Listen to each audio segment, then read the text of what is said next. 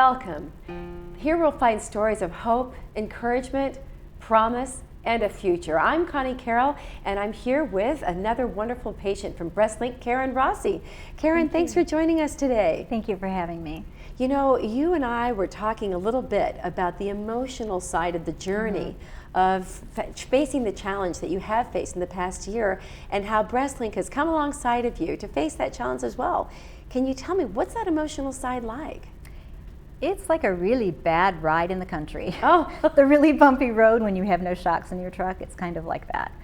But the good news is that there's always someone to help you. You don't know what you don't know, so you have to ask questions.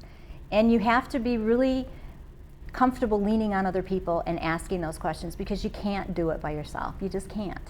And they're all there for you. They're there to answer your questions. They're there to quell your fears.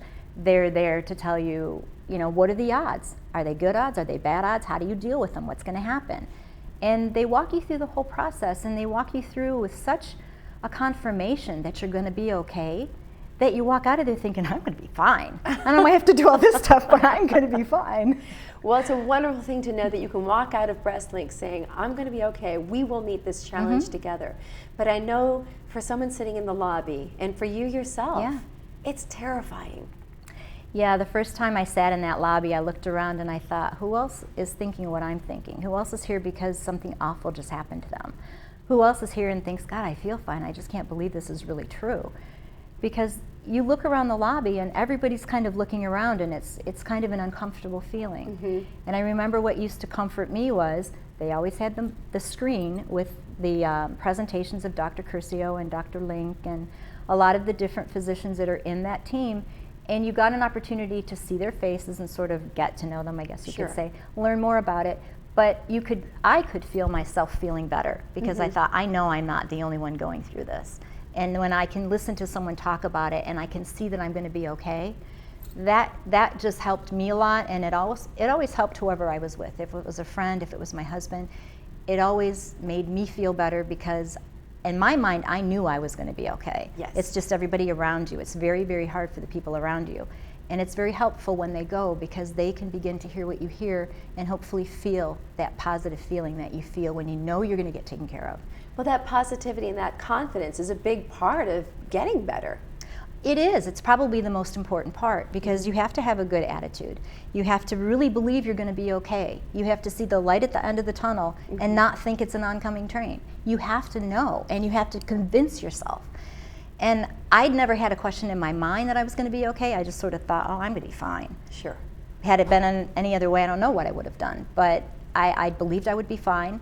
I told my family I would be fine. My kids weren't even worried, because they were saying, Mom, it's like nothing's wrong. You act like everything's fine. And I thought, well, you can't really tell your children some of those things. I mean, it's too much for them. It is. But it's definitely, you have to have a good attitude, you have to have family, you have to have friends, you have to have faith. And when you put it all together, you have a very good foundation for getting through any horrible thing in life. Because it can be so overwhelming. But being with your BreastLink team and Dr. Curcio and her team, you felt that you had the tools you needed. I did. I was really lucky, because it was what I might call accidental genius. I fell into this team because of my wonderful general practitioner. And every time I went in there, I felt like I was a part of a community. I felt like I was part of, not really a family, but more of a community. Everybody in there was there for the same reason. And while our stories may all have been different, we all had the same experience. So we all had the feeling that Dr. Curcio is just amazing. And she is. She is the warmest, kindest woman. And then you get in, and I had the most amazing plastic surgeon. You walk in, they hug you. Oh. When they come back to see you, they hug you. Yes. When you leave, they hug you. And you always get this feeling that they really care about me. And they actually do it. You're not a number, you're a person. And they treat you that way. And the whole team approach, that you get to know everybody before it's actually doomsday, is really kind of nice, because they're always telling you, well, do you have any questions? Are you worried about anything? And you can tell them, yes, I'm worried about this, or what about this, or I've heard about this, or there are a lot of things that you hear, and a lot of what you hear is not true. Yes. A lot of it is the scary stuff someone pulled off the internet. That's right, but you do get good facts from BreastLink, and you get a great hug from your team. A lot of hugs. And then when you walk in, people know your name, and you feel, I am in partnership with people who want to beat this challenge and make sure Yes. that my life continues and that everything gets better. Yes, And it has. It's the warm smile that makes you feel better. You can immediately feel your heart stop pounding so hard because you're thinking, I'm in good hands. You are in good hands. Well, thank you for telling us about your Oh, stories thank you. and your journey with BreastLink. And thank you for joining us as well as we learn more stories of hope and encouragement about BreastLink. Join us again.